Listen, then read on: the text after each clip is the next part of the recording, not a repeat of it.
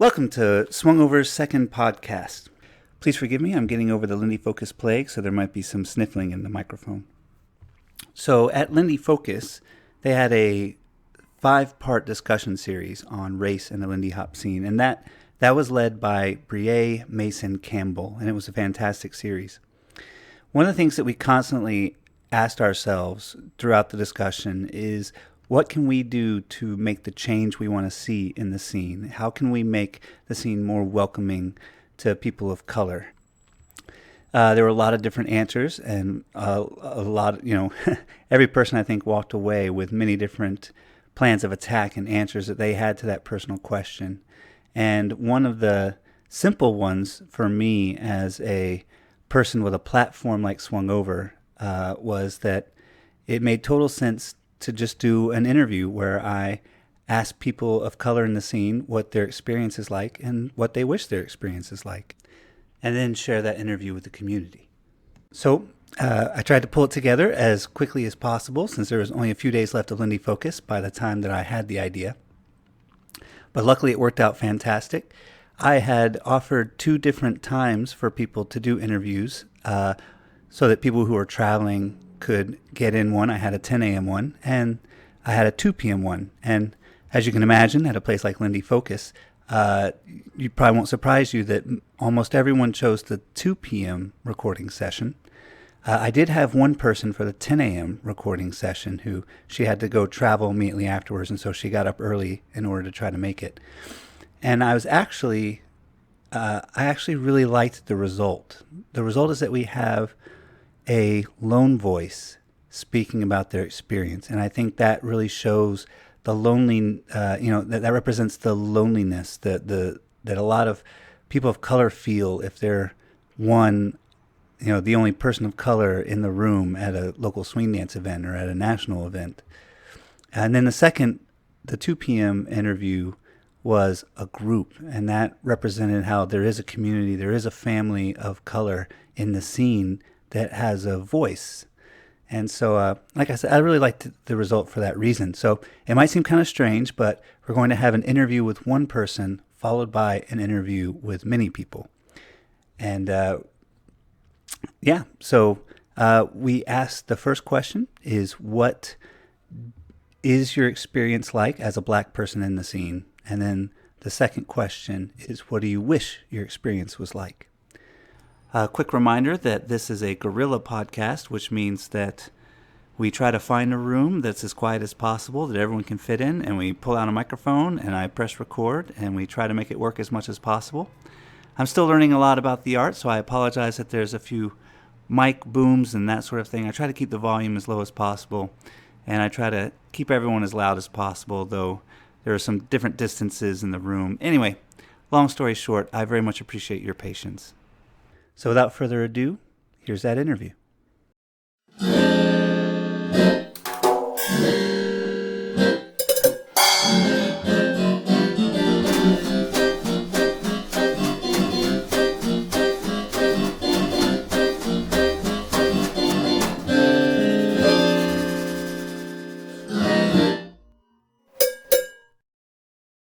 First off, we have Mikayla from South Carolina telling us what she's experienced as a black person in the scene. My name is Mikayla. I'm from Charleston, South Carolina. And how long have you been dancing for? About 2 years on and off. Excellent.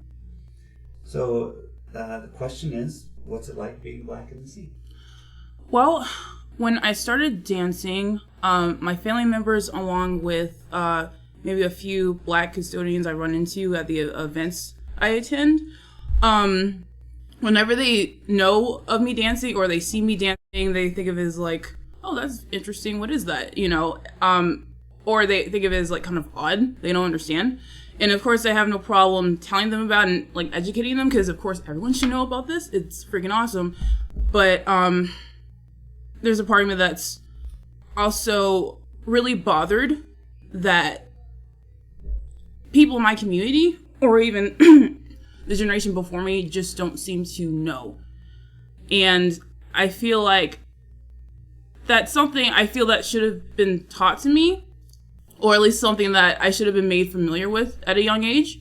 So even though Lindy Hop swinging dancing overall, it's like known, it's still around, people participate in it.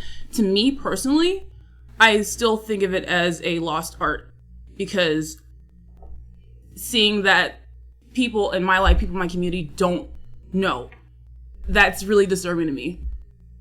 Yeah, it just doesn't sit right with me at all. What was it like when you first came in, like your first social dance in the scene? Okay, well, I guess I can pinpoint my first dances in Charleston. I attended 2 dances with Charleston Swing Association, and that was fine. And I think about a couple months later, I attended Lindy Focus. Just jumped right in, bought a dance pass, and just wanted to see what I can do and, how far I can go into it.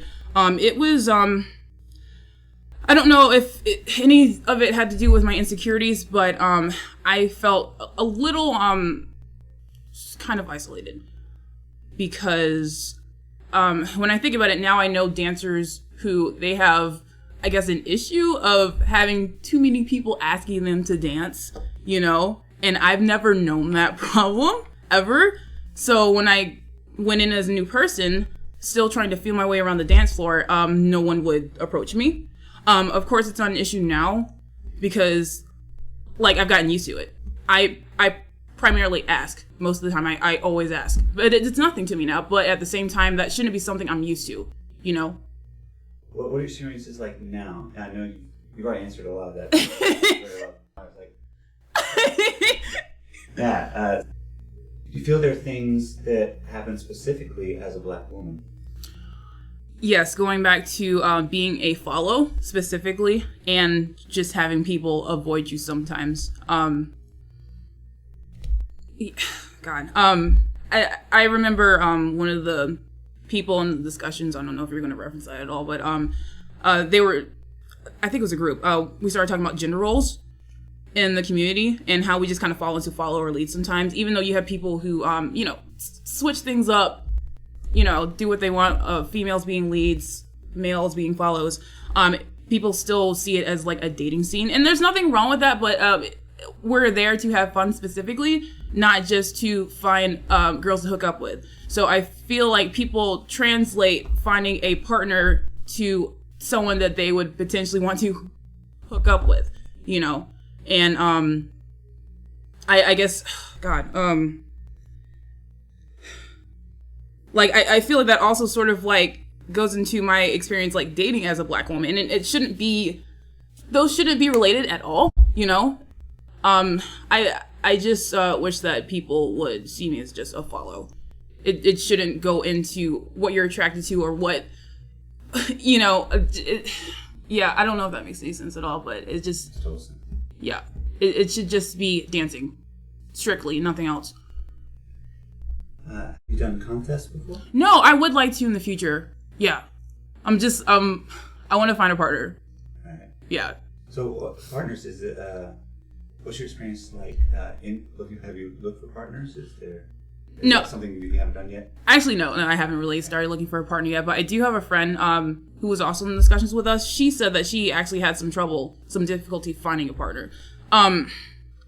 It seemed like she was insinuating it was because of her being a Black woman in the scene, but she had gotten rejected a couple times. So that was really interesting to hear. But eventually she managed to find a partner with her best friend. So. Interacting with people in the scene, what's your experience like there? Interacting as in, could you explain that a little bit more? Yeah, so let's say so maybe the first time you walked into a dance, what was it like interacting with people in the scene specifically? People are generally really friendly. I haven't had anyone give me a cold shoulder like that. No. Most of the time, people are very nice to me. Especially if I approach them, they have no problem dancing. With asking people to dance, it goes back to that. Most of the time, people will say yes.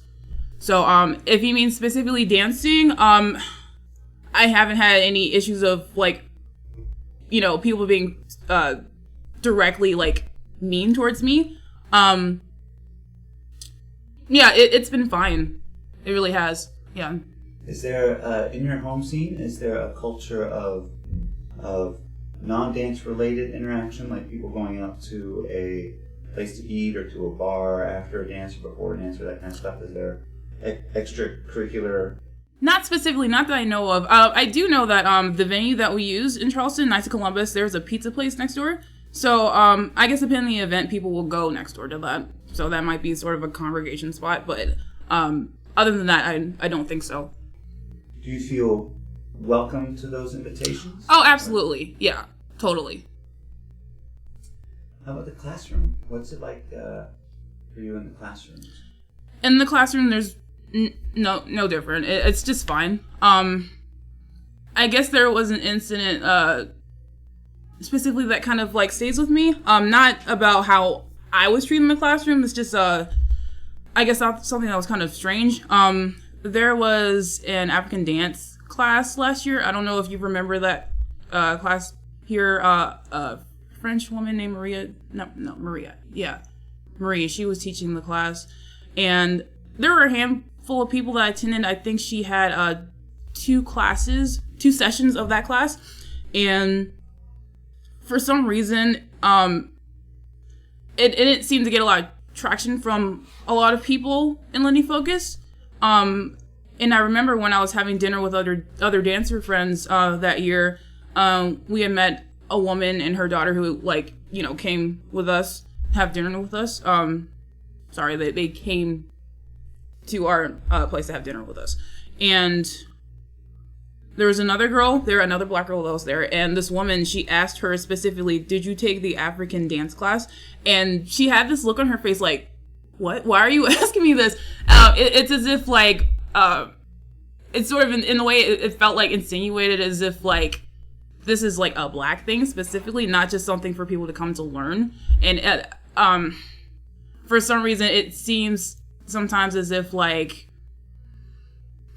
don't know, of course, people who come to Lindy Focus, most of them I would think understand a little bit of the history. A lot of it is centered around black culture. It's a part of black history, but it for some reason I feel when it comes to blackness specifically, especially a class like that talks about the roots of dance coming from Africa, something related to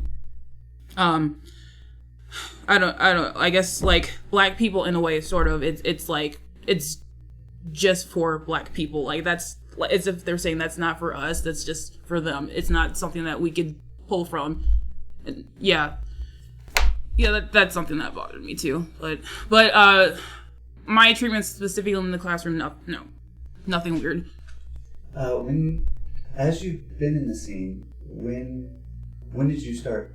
When did you hear about the history, or how has the history been portrayed to you? Do you feel it's been portrayed accurately? Oh yeah, definitely. Yeah, there is a lot of things that I don't know, which I think also goes back to how I feel kind of, really sad that I don't have any familiarity with this, from my past, or at least from my family, But yeah, I've learned a bit, and it makes me really proud to see that sort of thing again.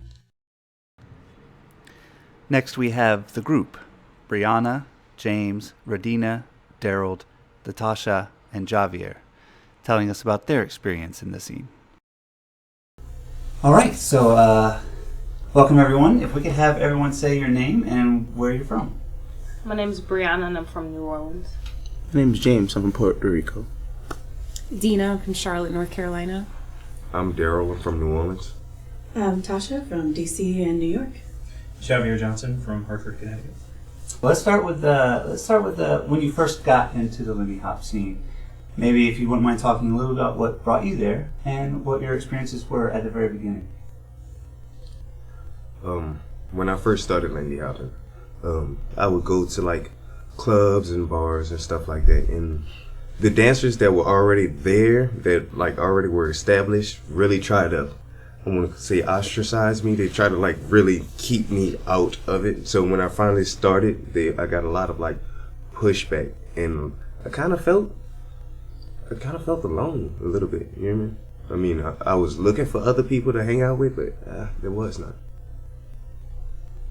So I started in a college scene at Georgia Tech, and one of my lab mates invited me to come out to a dance, and being in college scene and kind of being all in that same graduate struggle with school and everything, it was a good release, and the scene I grew up in Atlanta was pretty welcoming, so it didn't feel out of place. It was just, wow, I'm dancing. This is awesome. I get to do something to the music I grew up listening to, music of my grandfather's jazz collection and whatnot. But I did look around and like, there are not a lot of black people here, but Atlanta, particularly at that time, there were black people dancing that I could see, and I did have role models modeled there, and everyone was, it wasn't a thing to think about. It was just dancing. Similar to yours, when I first started in college, I was looking for the salsa scene in the community, because I had come from Puerto Rico, and I was like, hey, I'm Spanish, I should be able to dance my people's music. And then as I'm walking into a room, I'm like, this is not salsa. I hear jazz. I'm like, oh, I didn't know you could dance to jazz. And I've heard jazz before and I liked it. And I have my little jazz collection, but I wasn't really big on it until like, wow, I can move my body to this and express myself to it. I've always been the only black person in the room, growing up in Puerto Rico. I never really thought about it as much. I mean, a little bit, because kids would make the joke, hey, James, smile. We can't see you. Like little things like that. Growing up in Puerto Rico, even though I didn't think of them as white because they weren't white, they were Puerto Ricans. So it's like I was always used to being just pointed out that like people in high school would be like, oh man, if I saw you, James, in the walking down the mall, if I didn't know you, man, I'd be afraid of you, but I know you because I was a big black guy. I'm 6'4", so, but I'm always smiling and being very affectionate and friendly, so it kind of like always lowered people's guards. But that being said, when I first started dancing in the swing scene, yeah, I always notice being the only black person there, but like growing up being the only black person in the room, even watching TV, because I watched a lot of English TV growing up. That's how I learned a lot about American culture. In the commercials, is always white people in the commercials. So I'm like, all right, so like that's normal to always be the one black guy in the room, or just having no black guys at all in the room. So and then it never really did bother me. But during this whole conversation we've been having about how is it and how we treated differently. Looking back, I definitely was treated differently a little bit. Oh my God, James, they get a little extra than other people. And I never knew why. I thought it was because I was just friendly and nice, but I guess because I was a little bit exotic for the people in my scene. It was like, oh, okay, a little special treat, having, but nothing negative as if, well, we'll get to that. But so far, I was just treated a little extra, that's all.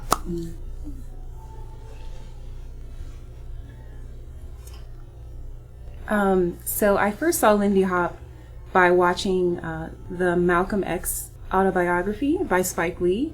I was really just thrilled by the dance and the music that I saw in a certain scene. And I remember just watching the movie repeatedly and wanting to watch that scene over and over. But it wasn't until later in my life that I realized I loved, vintage jazz music of that era. And then there's actually a dance that I could learn that goes along with that. But I didn't know the avenues, to learn how to do that. I knew it existed, but I just didn't know where to look for it. But I found a scene in my city, and I've been kind of going and seeking opportunities to learn more about Lindy Hop and kind of seeing where I could take it, how much more I can learn from there. For me, I kind of just fell into swing dance randomly. One of my coworkers brought me out to a swing dance event, and I really liked it. And I was having a good time, and then one day I just realized, as one of the only black females in the scene, I didn't get asked to dance a lot. So I was still having a good time, but I found myself going out less and kind of being in and out of the scene and not really that consistent.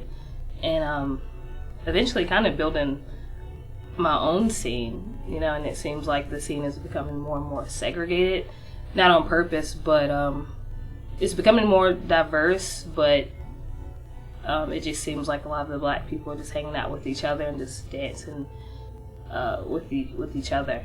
And I do feel like as I go out dancing more and more, I still feel ostracized, and I also feel like I'm projecting my own feelings and insecurities, and I feel almost less approachable. So I still love the dance, but sometimes I feel uncomfortable in the scene, so it's kind of difficult. And I guess for me, my entry into the scene was quite different. I was already a professional dancer in house dance and Wacking communities, mainly urban dance. And I had the good fortune of meeting other professional dancers from this dance style and jazz. And by meeting the instructors first, not the community, I was able to develop that interpersonal relationship with those people, and they in turn introduced me to their friends at some other events, and so it became this kind of a top-down entry into the community, as opposed to, hey, come to this event and check it out, which made it a very different experience than what most people experience when they come into this community, I think. And because of the personal relationships I was able to form first, when I did take notice of the fact that I was being passed over for dances, not like figuratively, like literally standing around and people would come towards me and ask the person behind me to dance. And yeah, there may have been like other relational things happening there that I didn't know about, but it still was like, oh, okay. I'd be standing there for like maybe 2 or 3 songs and no one's asked me to dance. But because I had those personal relationships to fall back on and to actually discuss those things with, I actually had those reasons to hang around, even though because I did enjoy the music and I enjoyed the dancing. But it was just like, okay, well, I guess I'll just stand here and wait for my friends to be able to dance because they're the only ones that's going to dance with me. And that fortunately kept me around. That and my love for the music kept me around, because at the same time I lost my great-grandmother, and she was the one who played all this music, and so I actually kind of latched on to jazz a little bit more as a way of holding on to her a little bit. So there was those kind of dynamics that played for me. And because I loved her so much, that transferred again to the music, and then that just made me really, I guess you would say, ferocious about wanting to learn the dance for my own artistic reasons, and then as a cultural kind of embodiment, because I wanted to hold on to as much of her as I possibly could. And so yeah, even though I did have that experience of not being asked to dance, and sometimes feeling like I had to turn up the smiley a little bit so that people wouldn't be so distracted by my strength physically or just the appearance thereof because I'm darker complected. Yeah, it was uncomfortable for a bit. What were your experiences like in your first classrooms, or in any of the classrooms that you've been in for the dance?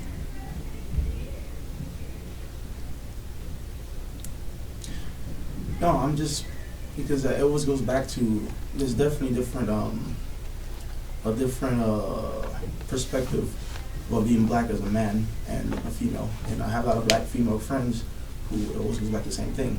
The white folk don't ask me to dance. Because of, I don't know if they're insecure or they feel like, they're not approachable because they're strong black women. But, because I know what they're used to normally is like, hey, come dance with me. But, most of us, we just like, we don't have to be an extra smiley all the time, So I, in my classes, I'm generally just a happy, smiley guy. And I'm pretty sure if I was had a bit more like a serious like tone, because I have my best friend, he's like that. He looks like he's more chill, more like, I guess you say, oh, he's more, thuggish. But I don't want to say that because he's just more like he's just chill. He's just more chill, just chill. And that white people don't like that. They get uncomfortable when they see people just being more like us, being more like relaxed. So that this is naturally me, just being playful, and I guess that lower down the barriers or preconceptions that they had about black men, and then made it easier for me to integrate, because they always said, I love dancing Jamie, he's so funny, he's so I get I won't say we're groovy or like or spicy or Latino, because like when I move, I don't move like them. I have my own flavor to it, and a lot of the white ladies in the dance team would always like that, and like, oh my God, you're dancing, you're so funny, you're just so extra. I don't know. They put me a little bit of a pedestal. But I had black friends in the dance scene, and she struggled because she was like, and she was nice too. She was a sweetheart, but nobody would ask her to dance. And she's like, I'm here to come to the jam. I dance with you. I dance with 2 people, but besides that, I'm just sitting there and nobody asks me to dance. Is it because I'm not white? I'm like, and we sat down, we talked about it, and I had to like really try to hold her on, but she eventually left the scene because she felt like she was wasting her time coming to dance scenes and not being asked to dance. And it's a common it's and everything, lessons and the regular dances is always the same pattern. That's my. Sometimes I think the structure of classes kind of prohibits creativity. I think some of the people that show up to class are very linear minded, and so they want to know, where should my foot be on the 2? Where should my shoulder be on the 3? But growing up, when I learned dances, it was never like that. Like, you listen to the song, you try to emulate what you saw, and that was okay. But in classes, it's like the opposite. And I feel like people expect you, when you're social dancing, to have your foot on a certain place, to have your shoulder this way. But it kind of, when you look back at like the Big Apple, Whitey's Lindy Hoppers, like it just wasn't so precise. It was more of a feeling. They were trying to project how they felt about the song. And I think sometimes the classes and the people within the classes and their intention of what they want to learn kind of prohibits creativity and just expressiveness. I have 2 experiences of my first class. My first class, when I actually walked in and found out about swing dancing, and there's another class about how I actually walked into an official class. When I first walked into, I believe it was Giselle's class, I was just randomly coming from, like my man James started. I started off salsa. I walked into her class and she was all inviting and everything, and I thought, that is the community. Until I went to an actual classroom and they looked at me like, why are you here? Like, why are you here? And I start playing in the mirror, and then they'd be like, oh, okay, but I couldn't get that like initial reaction if I don't show you what I got. You know what I mean? Right. I thought it really sucked. You know what I mean? That was almost to the point to where I was almost just walked out the class and was like, I can go back to salsa. Right. No, I can't go back to salsa now. That's I can't go back. No. You mentioned, though, you said jiving. Do you mind explaining a little bit more about what that is, or the concept behind that? By the way, English is my 3rd language, so a few definitions. Anyone can chime in. Yeah, I understand this from context. For me, if I understand driving, correct me if I'm wrong, is dancing for the white folk and making showing what we can do. Performing them, making them, And from what you said, it's really interesting. You mentioned that because I don't know, it's because I'm extra creative. People like dancing with me, but I have another friend, a female black dancer, and in her scene, she. Everybody wanted to dance with her. All the white guys wanted to dance with her. But oh my God, she can swing out so awesome. You got to dance with her. But before that, when she walked in, you guys didn't know who she was. You guys ignored her. But as soon as she can swing out real bad, the white boys would line up to dance with her. And when she was just a little bit like me, extra smiley, very sweet. So it's like, it's interesting. Once you show them what you can do, you show them, oh, please, they line up for you. For me, that's one of the more challenging realities, or I don't want to say suppositions, about how we feel about how we're being received in the scene, because coming from the urban dance community, that aspect wasn't unusual to me. And of course, now communicating with our elders in this community, Miss Norma, Barbara, and Sugar, you wouldn't give anybody the time of day until you could see what they could do. It's frustrating and a little off-putting that it's that way. And so I felt that way at first when I came into the scene as well, like, oh, you're not going to dance with me until you can see what I can do. But then I recognized that that's what I come from anyway. So I did try to remove the racial veil on that one, because for me, it was about artistic quality. And that was when I was just new to the dancing, because I was like, I really don't know what I don't know about the dance, like how to safely position myself to manipulate my weight in a swing out and all of these different types of things. So I didn't want to dance to anybody who didn't know what they were doing. 2 of us don't need to be dancing together. We don't know what we're doing.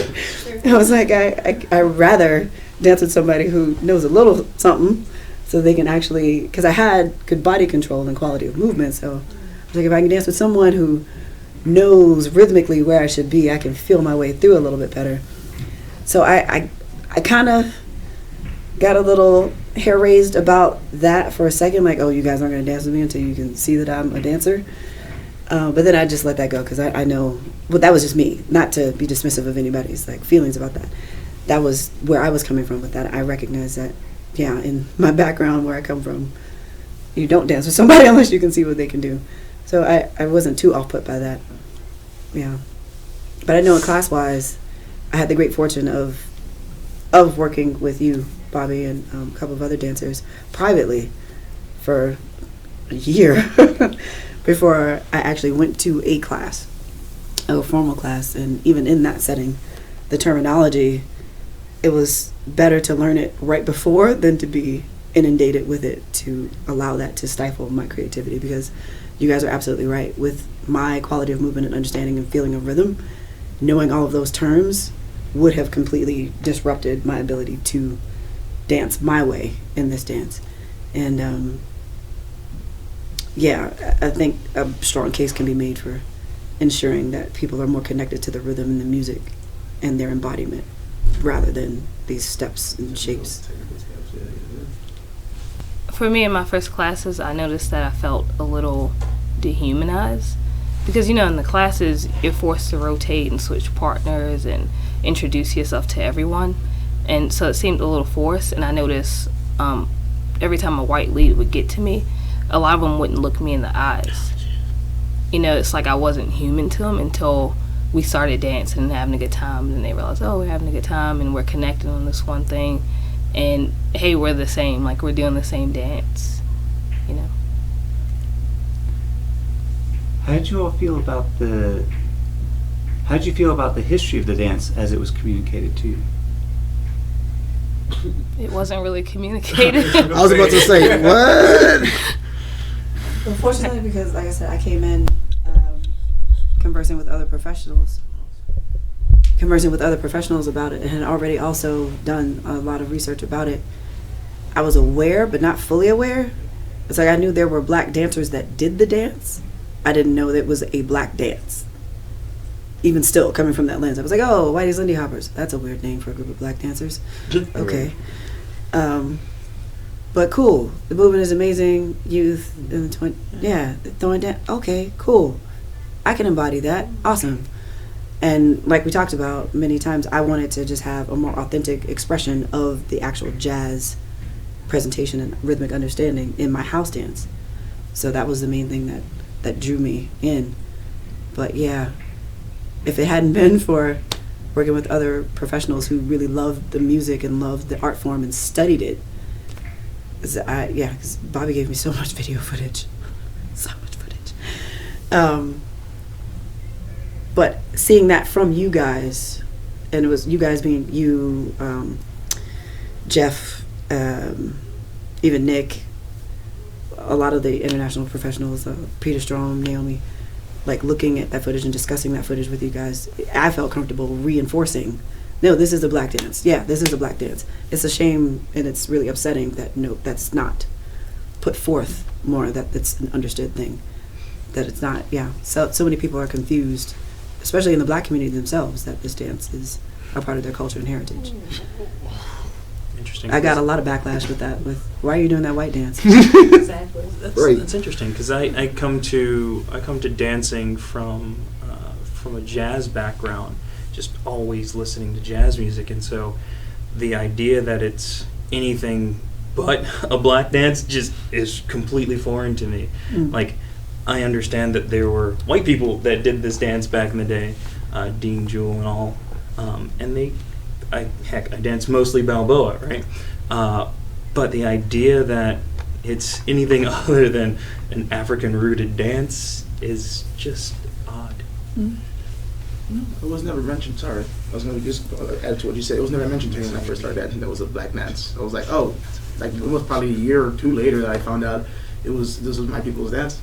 Especially the video of How's It Poppin', if I'm mistaken. And I'm like, oh, what? This is, and I was like, this, and people tell me the same thing. You're doing a white dance. I'm like, no, man, this is our dance. They give it away. This is ours. You know?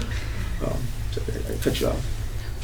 If it wasn't for the Malcolm X documentary and seeing that one scene where they are dancing Lindy Hop, and then also Ken Burns Jazz, he's got some segments in there that kind of explicitly explain the connection between jazz music and Lindy Hop. I don't think that my understanding would be as clear as it is now. It wasn't until I got to larger scenes and I started going to larger scenes, Lindy Hop events, that it kind of created this contrast that, you know, the videos that I've seen, it has all been African American, but then I go to these events and that's not what I see. So it was just kind of startling to see that, the contrast there. Being from New Orleans, I get a lot of we celebrate black musicians there. We celebrate them, but when it comes down to dance, I didn't know a dang thing about it. Like I believe the term is whitewashed. All the history is whitewashed. When they teach classes, like I've sat in like bar rooms where they like teach classes at, and they won't the African American is nowhere to be pronounced in this whole thing. Like there's like, oh, they used to dance like this in the 19th century and shit like that. I'm like, what? Because now I know. I go back to these classes and I'm like, dog, say something. Yeah, say something. Right. Yeah. But no, and I felt as though they intentionally swerved around that, like intentionally, just to get people into it. And when me and my partner started like teaching classes, we would tell them this is a African American dance, and the people that like kind of handed it off to us didn't really like that. They didn't. But as I say, I don't care. I just let them have it. Because they want to talk about race. They don't mention race. They get uncomfortable. You know, as soon as you say black, let's not do that. Oh, you think we about to start, jigging it? No. That's already if you did, if that's what you feel. Right? I ain't gonna hold back. Yeah, that is true. Yeah,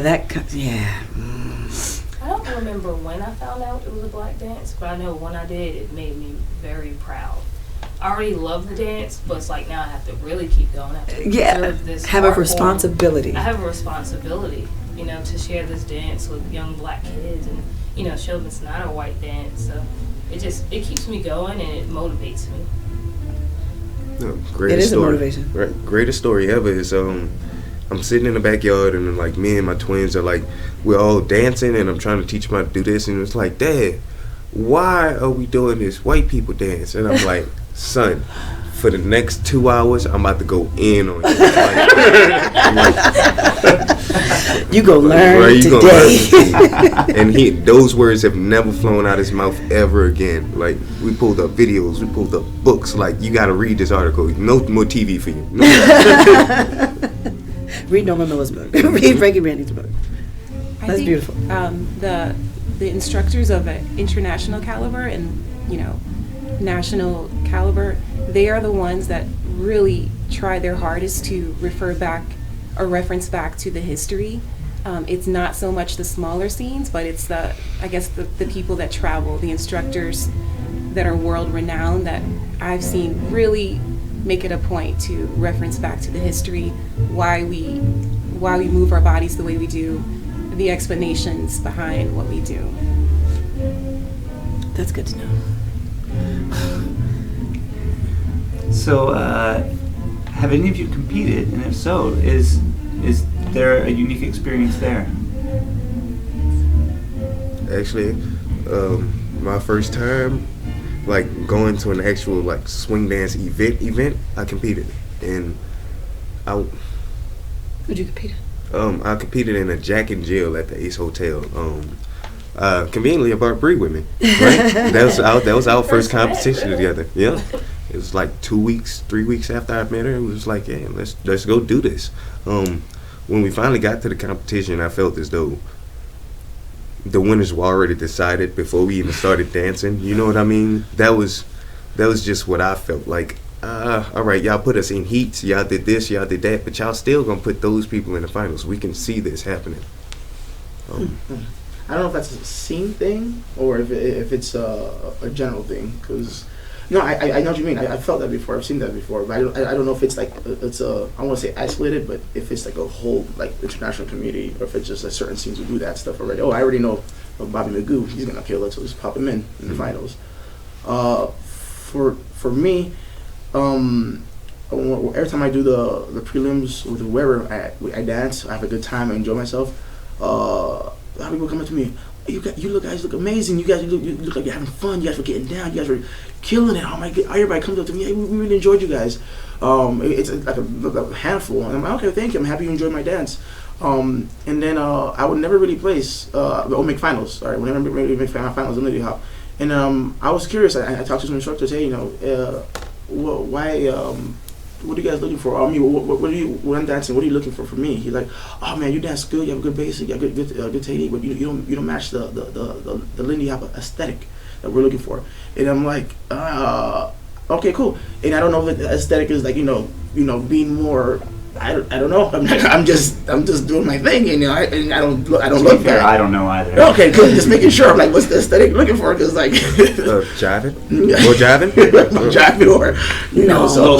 So I try not to. When he told me that, I'm trying to like, okay, I can't look more wet when I'm dancing. This is just I add my groove. I'm not gonna like stop being more groovy, more more creative, more me. So like I said, I didn't take that I didn't take it personally. I was just like, all right, cool. I'll work on that on my own time, but I don't know what you mean exactly, because I can't look white when I'm dancing, and I'm never gonna look white when I'm dancing. So I've competed a lot, and I competed pretty early on, and there's nothing particularly stand out about those early competitions or anything. I think I was blessed with a great facility for the dance, so I started out.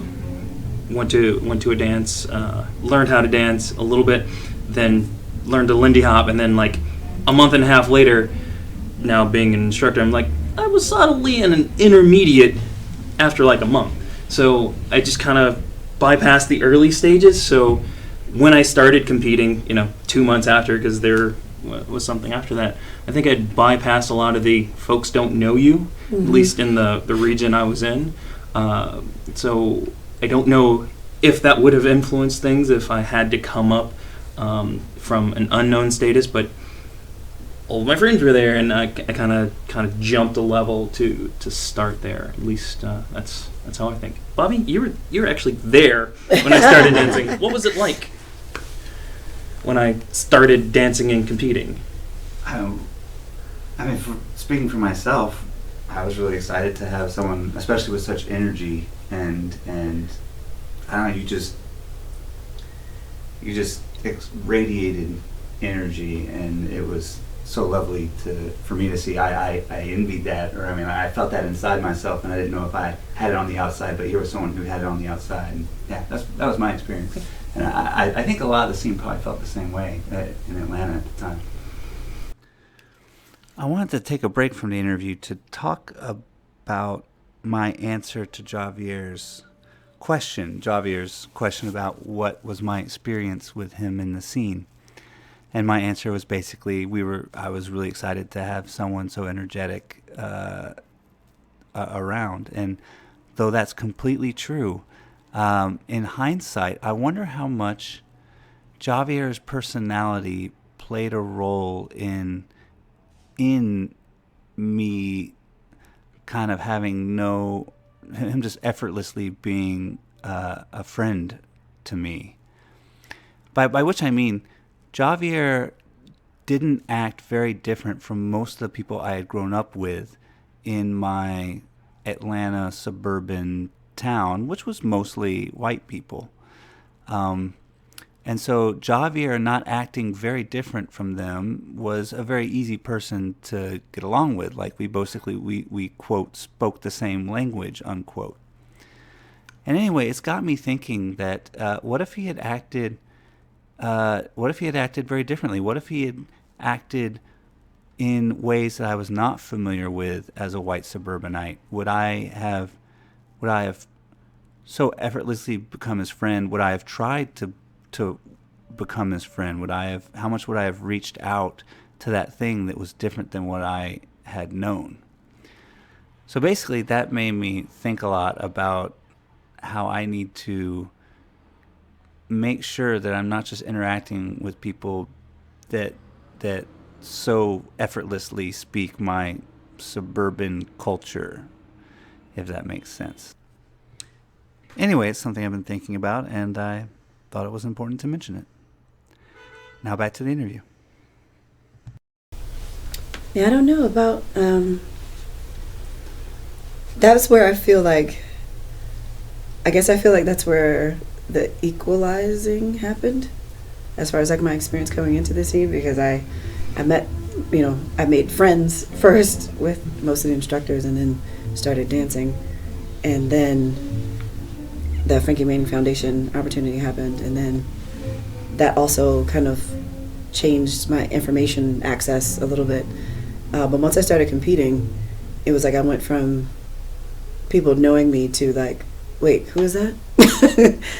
And it wasn't like a relegatory thing. It was just, oh, yeah, there's a crap ton of dancers out here. There's like 3 heats of like 75 people.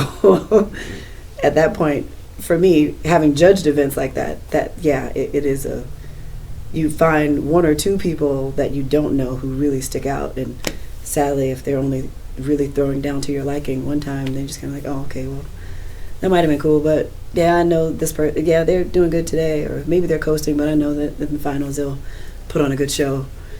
And sometimes it's not very conducive to leveling up the creativity, but it is to keeping the joy present in the atmosphere, which can sometimes seem at odd with pushing the art form forward. I don't know. It may be more along the business side of things. I don't know. I have to think more about that. But I know when I started competing, I felt like there were some expectations on me, and maybe it was self-projected, I don't know. But I know from my own perspective, as far as understanding or being proficient in a dance style, coming from the urban artistry realm of things, that was in my mind what I needed to do. If I wanted to teach, I also needed to be a good performer. I needed to be a good competitor, just so I could speak from a well-rounded perspective, to be able to have that first-person knowledge to pass on to someone. So I just lived in that. It wasn't so much about, oh, I'm going to be amazing and I'm going to win everything. I just was like, I want to be able to have this experience and be able to assist other people in doing this if this is what they want to do. I think for me, I never cared about how I placed. It was always about sharing the joy I had of the dance. Like, when I hear jazz music, it makes my body vibrate and I get tingly, and then I might jump and shout and scream and yell, hoot and holler. And to do anything less than that is painful, i.e. sitting and watching other people dance when I could be dancing is physically painful to me. So you're saying we're going to the jam circle tonight? Oh, yeah. Oh, okay. I think that beautifully describes, you mentioned earlier, I think that describes really well, what I saw when I saw you first. Yeah. So the placements were never interesting to me. In fact, they still aren't. It's, can I share my joy, my little spark of my soul with everyone? And once I give that, as long as I give that, I've won in my heart. Yeah. So. And I was actually going to ask that question of you as well, same as Javier, because you were there when I started competing as well. So. Making work today. I remember stuff. Yeah. I'd seen how you competed in house dance, and it was just, it's so inspiring. Like, you just blow my mind every time. And I was partially apprehensive about, like, what your experience might be, because the scene has, a lot of people have, there's the politics in the scene, and there's a codified idea that a lot of people hold about what the dance is supposed to be. And in all honesty, I'm still sorting through my own ideas about that and trying to constantly challenge myself about that myself. So I was a little apprehensive about that experience. It was kind of like I remember that, yeah. I don't want you to, like, you don't want you to quit. Yeah, I don't want you to be soured on the dance, because coming from what I'd seen you do in house dancing. So pretty soon I'd like to get on to our the second big question, but before we get to that, is there anything else that's on your minds about what you're experiencing as a black person in the scene. Could I just tell my origin story? Right. Right. So in the beginning, it wasn't like this. We're going all the way. I was forced by God. We danced at the Spotted Catalog. I used to go out by myself, just being a loner. And one day I walked up and I'm looking through the window and there's this black chick in here and she is swinging the hell out. And I'm like, what's going on? And me personally, I was kind of intimidated. Like I was like, oh my God, I'm sorry. Like, but you don't just walk up to a woman like that and be like, hey, how you doing? She usually about to shut you down, right? Right. I know. So you know what? I watched her for a year, an entire year, and little did I know, same thing happened with her. Like she was like, oh, she seen me through the window also. So one day, same thing, right? I was walking past the Spotted Cats when I first started dancing, and I saw Darold. I saw you in the window dancing. It looked like you was dancing with a tourist, so I couldn't really tell how well you could dance because she was intoxicated. But either way, I was just so impressed. Like, hey, this is a young black guy dancing the jazz, and I got intimidated. And so we didn't first talk until, like he said, like a year later. You asked me to dance. We're at the Always, and our first dance, I tell you right now, it's fudging horrible. Ugh. It was horrible. Oh my Lord. Oh man. We tried again after that. We tried again. It was better. Yeah. Third time we hit the nail. Like, yeah, this is us. We was like excited and everything. And like the day after that, we was like, cause little did I know she was also a loner. Like no one really came and talked to her. And it wasn't until like we started hanging out that other people started hanging out with us. Like we had to become our own entity in our own community for that. Like I couldn't just say, hey, how you doing? Hey, how you doing? No, it was always, why is he here? Why is he here? What is he doing right now? Can I say yes to him? Can I dance with him? But nah, I'm glad I had Breai. Yeah, and I think it just felt nice to relate to someone, and I think in the community I just don't feel that sense of belonging. If I just had to sum it up that way, I don't feel like I belong, which makes me not want to hang out in the scene. But like I said earlier, I feel like I have to, I have this responsibility, and I have to, preserve this art form, and I do love the dance. And I wish I felt like I belonged more. Next, we have Mikayla from South Carolina telling us what she wishes she would experience in the scene.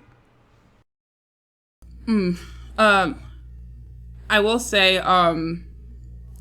for my hope for Lindy Hop in the future, I really want there to be a time to where it becomes more relevant to the black community. I want to see swing dancing and Lindy Hop be as popular as like the Cupid Shuffle or like the Electric Slide at like, black weddings and family reunions. I just want to see more of it like where I'm from, like with people I'm familiar with.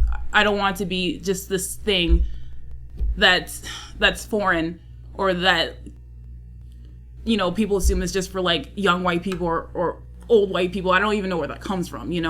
I just want it to be integrated a lot more in for my people specifically, because it's just not cool. I don't like how it's just not a part of us anymore.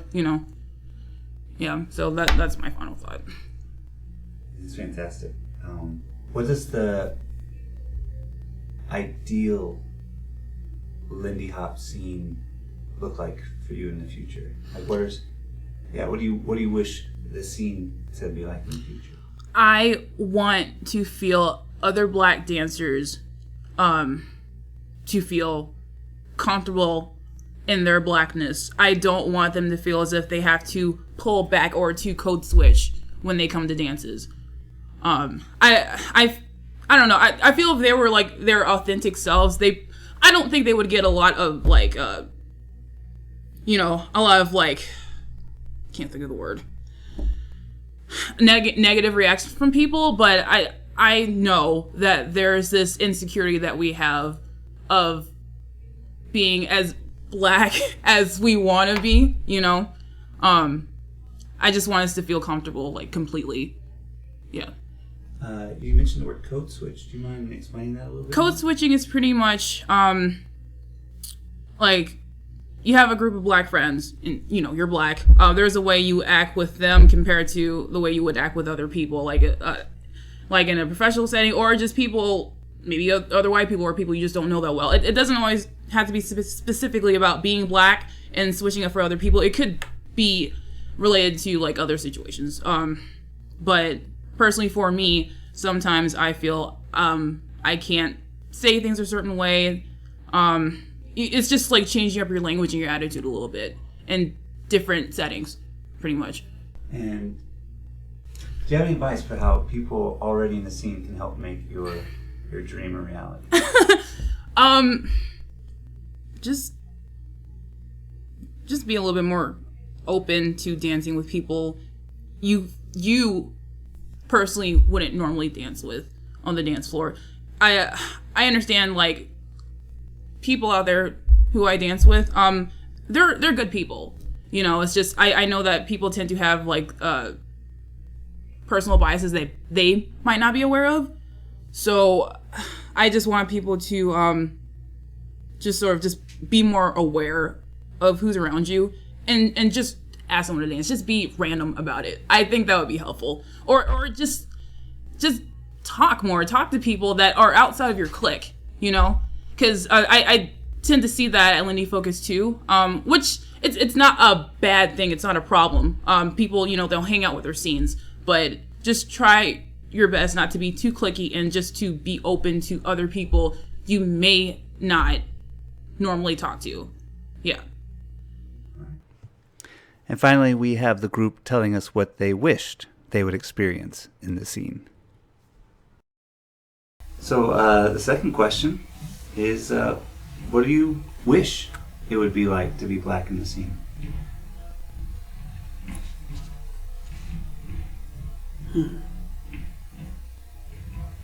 I never had that like, it's just a long silence because I never had that power to, like, be like, oh, what if I could change this? I never had that thought in my mind, like, more black people. right? You know, obviously. I honestly think all of us are thinking the exact same thing, like, just more brown and black people to relate to, like, to actually, I mean, it's not just black and brown people, but just more to relate to, movement wise. I guess there is a like Breai was talking about, there is this, for many, not all, not to be generalizing, but for many black people there's a first language, like a way that you dance with your family, as you come up communicating, like, with your loved ones. And a lot of times, it's not, for people listening, it's not just hip hop. Like, you don't need to do hip hop moves every time you swing out a black person. that's sinking. For the listeners at home, Tasha just gave a look to the microphone to several people out there, specifically that she had in mind. It can be fun at moments, but it's not necessary because you're dancing with a black person.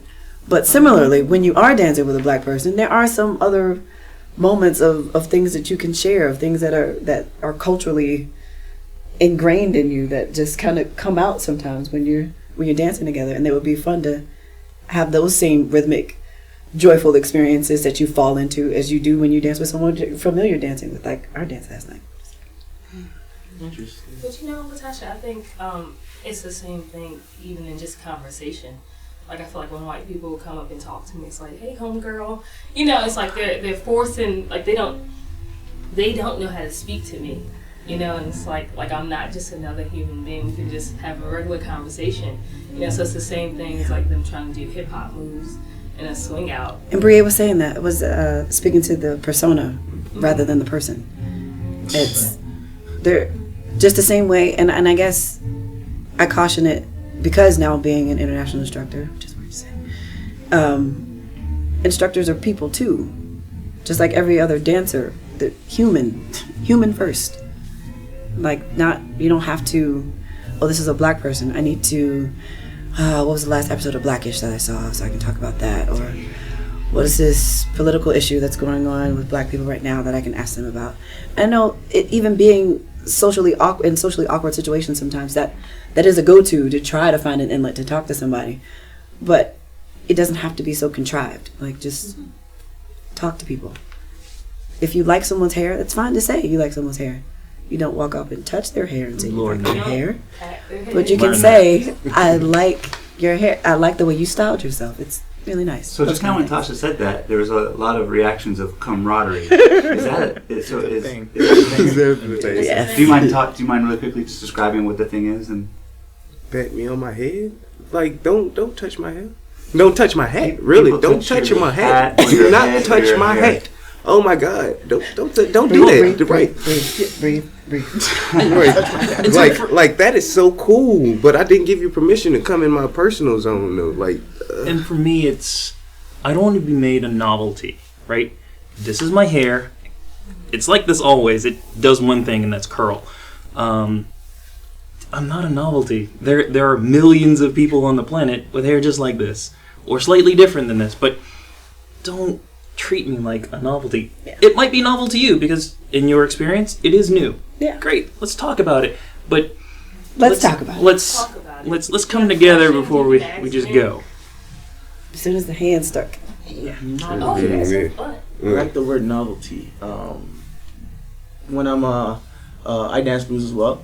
And when I dance blues, obviously with a white girl, I see her dance with a white guy, and when she comes dance with me, she gets a little extra sexy with me. Extra sensual. Yeah. So I'm like, really? Am I? Because I do. I like I said, I have my own rhythmic movements. I don't move like them. I move a little different.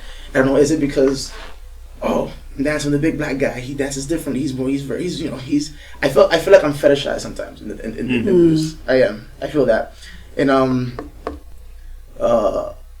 when I get off the dance floor and I start talking to them, I'm like, and then, we talk, we like, okay, you're digging me, yeah, I'm digging you, cool. So, hey, would you like to, pursue this? Oh, no, I'm not yeah, and that happened, that one happened to me a few years back, and it lingered in my mind for about a whole year. Because she was a friend of mine. She was an acquaintance. I knew her, and she told me that she's like, "No, I love you, James. You're awesome. You're sweet. You're awesome." But it's just like black, and people do have their preferences. And it's cool. It's okay to have preferences, but it's like when you like me, you like what I'm about. But my skin's limitations were us not being able to be together. Well, don't they say this? I've never been with a black guy before. Oh my God, that makes me go, yep. Like years at home, he was scooting backwards. No, I definitely feel like I love Rihanna's face. You're a bit fetish. We're a bit fetish. I'm a little bit, at least from my experience, I've been fetishized in the dancing. But yeah, when we came back to it, she it just like I can change the way I dress. I can change the way I talk. I can get an education. I can have a lot of money, but I can't change the color of my skin. That's one thing I can't change for you. You get me? So that doesn't happen often. It happens a lot indirectly. But she was like direct about it. She apologized a year later. Like, I'm sorry. I remember I told you this. I'm sorry. I shouldn't have said that. But yeah, that's at least that's my experience. I feel like at least when I'm dancing, like they love it. They want to be with me. They want to be on the dance floor with me. But as soon as we're done, like, oh, thank you. I got my jollies. Bye. So it's like okay. Interesting. I guess for me, what I want the scene to be is people of all shades and experiences, but particularly black people. I don't want us to be novelties. I don't want to walk on a dance floor and say, "Oh, there are like 4 black people here. That's nice." I don't want that thought to ever cross my mind. So that's kind of from the scene, looking at it, and then from me and my culture looking the other way. I want my cousins to be excited about dancing. I want them to think that this is a thing that they can do in addition to all the other things they do. Yeah. And I want them to want it without me having to push it on them. Well, yeah, to force feed it to them. Sorry. I know. Go. especially coming from the urban dance community. It's beautiful when we have conversations and they recognize the importance and the appreciation and the cultural thread. But then when I talk about going to events or wanting to put together a team to do things, they're just like, why? I don't need to prove nothing to nobody. It's like, it's not about proving anything to anybody. It's about participating in another part of your culture. I want more black, brown, and beige dancers. Not specifically just for the team, but there's a team black, brown, and beige for those of you who don't know. To participate and just to be a part of this community, to continue to add to the joy that we feel at Lindy Focus. And yeah, if like live music everywhere could be more of a thing, especially in classrooms. Thanks, Jen Hodge, again. That would be like so amazing. That to me like really fuels even more of this embodiment that we keep talking about wanting to get back to. And it's not just a thing to learn from black people. It's just existing and living in that space and creating from that space, which is what those young black kids were able to do in Harlem back then. They were surrounded by the music, so they were able to create from it. It created something different. No. Sorry, that's what I want. No, I completely agree with you. And I can't recall who mentioned it earlier, but you said to give people access to this, at least the black community, let them know that this exists. I was walking past a table where all the pamphlets are. I grabbed a few, but 90% of them, the ones with pictures of people, just white people on all of it. So it's like you guys want. I know the community wants to be more accepting and bring more people in, but with somebody who never doesn't know what his history of dancing or what this is all about, he comes to see a pamphlet like, they think the same thing. I don't do white people dance. I don't hang out with white people only because they don't know that it's theirs and they don't know that we're here too. There's a place for them here. But when you just look at, I'm just like, well, I just see white people doing this. I'm out. I'm not interested in this pamphlet. So it just I notice that a lot in a lot of events I go to. It's like, well, I don't see my people here. I don't see anybody else here. I mean, I'm deeply envious of, I'll call it Latino culture. Recently got married. My wife is Nicaraguan American and awesome. And every time we get together with her family, there's dancing going down. There's all kinds, salsa, bachata, just it's all dancing and it's great and it's awesome. Everyone has a good time. You see 3 generations of people doing social dance together in that social family setting.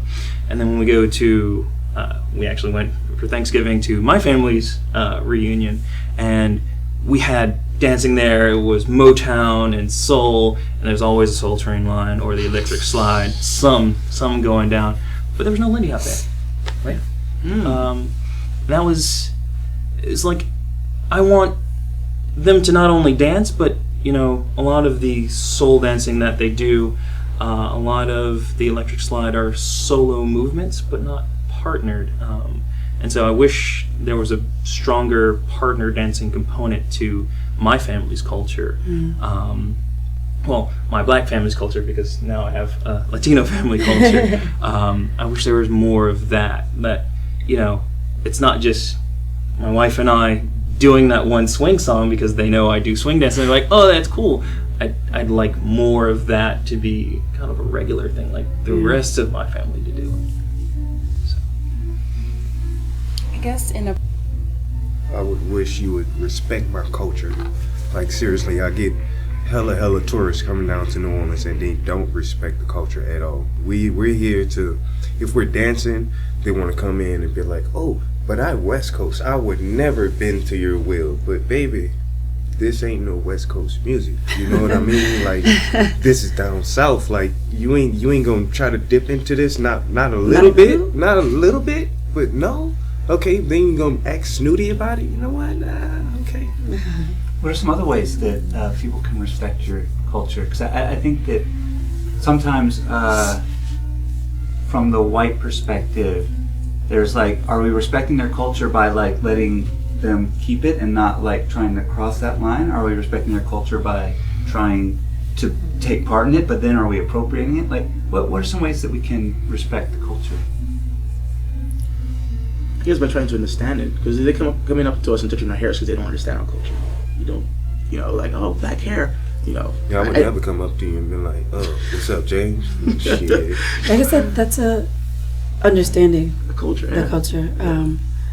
Like with some of the things that we've been talking about from Breai's discussion series, the self-education aspect. And I think I said this in the podcast with Ryan as well, that's where I felt things were quite a bit short a few years ago, where you go as far as just to say or show that there's an African American influence, as in like putting Whitey's Lindy Hoppers on your flyers and things like this, but then not further emphasizing what about the African American community contributed to this dance. Like they just say, oh, it's from Harlem, the African American community. It's like, yeah, this is a dance that's birthed from the urban experience. So trying to understand that because of all those political and oppressive things that were happening around them, that was what fed into the creation of this dance. And that's a part of understanding, is that, like Breai kept joking, I've been black all day. Like being this thing because of this construct of race does create some different feelings and different projections, whether they be fully real or imagined. Like they're coming from a real place, and taking time to understand that as you interact, not for the point of being extra cautious, like you have to walk on eggshells every time you interact or talk with a black person, but just making an extra effort to understand. Like we'll go to grad school to learn things specifically, but we look at people and read and understand just one thing and think we know everything about them. That's just not okay. Or even when they're trying to understand, trying to be helpful, or when they self-educate. Yeah. And they see us, they're like, I'm with you, brother. I'm in the fight with you. I'm like, what? Do I know you? You know, it's like, yeah, I'm an ally. I get you want to be helpful, you want to understand, but you need to just right. I mean, I won't put this on everybody, but if you have any questions, just ask. Right. I'm here to talk. Just ask. Yeah. If you're wondering what it's like, if you have any curiosity at all, let's just talk. I don't think there's many black people that be like, what the hell you say? What you say? Right. But in that same point, like we talk about that too. Just like in the dance, if someone asks you to dance and you say no, thank you, a black person not wanting to explain their blackness at a particular point in time, that may be a thing. Yeah, it's those competing things of, I don't have to explain everything to you all the time. It's not my job. But I'm available. I'm a person, and I like connecting with people. And if that helps us connect better, good. I'm game most of the time. Most of the time. And there are moments I don't want to speak for all black people. Like I don't have all the answers. I don't know everything. So Yeah, we don't. But you do have your answers. I do. It's true. I think that's an important thing. Like, I grew up in white suburbia, so even my own blackness is something I work through and will always be working to understand. So for me to speak for all black people, I don't want that. But I can speak to my experience, and I know it shares certain common threads with other people, but not all the threads. So that one-on-one with the understanding that just because you heard it from Javi doesn't mean it's true for everybody. Told me this. Like, I listened to the podcast and Javi said this, like, oh God, no.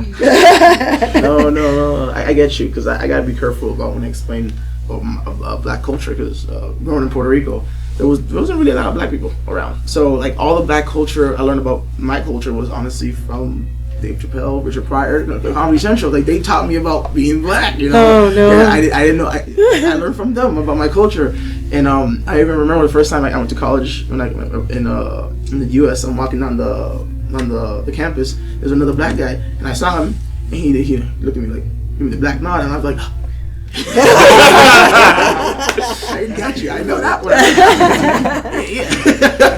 You know, and obviously living here, I learned more and more. But yes, little things like that. I had to learn from. You know, I didn't grow up. I had my black cousins, and we know what we saw, because he's from Haiti. You know, and I'm from Puerto Rico. So, and then from there we made our own little black crew. From there, you know. The nod is still. The nod, yeah. It'll never go away. Universal, Yeah. What is the? It's very hard to explain. It's not really a you put your head up. It's more of you put your head down. Like throwing your head up is like, what's up? Yeah, like, what's up? But nodding is like confirmation. Like yeah. Gotcha. And women do it too. It's not just a guy thing.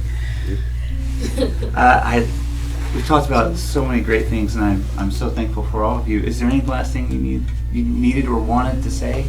I think instructors, internationally or locally, to every scene, like they have a responsibility to be the change that they want to see. So they have to, reference back to the history. They have to make sure that their dancers understand what they're doing, where it comes from. It's their responsibility because they are the leaders on their scene and so many people look to them. So that's a lot of pressure. But, even as African Americans right here in this room, we are expected to do that. So are the leaders in our dance communities. I happen to run a dance scene in Hartford, right? So I grew up in Atlanta, moved to Hartford. I happened to run the dance scene there. And as the president of the organization setting marketing campaigns and things like that, it's really easy to market to the audience I already have. Got an email list with 500 people on it, right? Not very many of them are black. Not very many of them don't know already how to dance, right? It's really easy to do the same things over and over and over again. And, I should challenge myself to expand that group, not just for color, but for other preferences and for other ways of thinking for diversity in all of its aspects. It's really easy to not. And my challenge is to get that energy to do it. Yeah. I think also for myself, being, I guess, or accepting or owning the force that you are,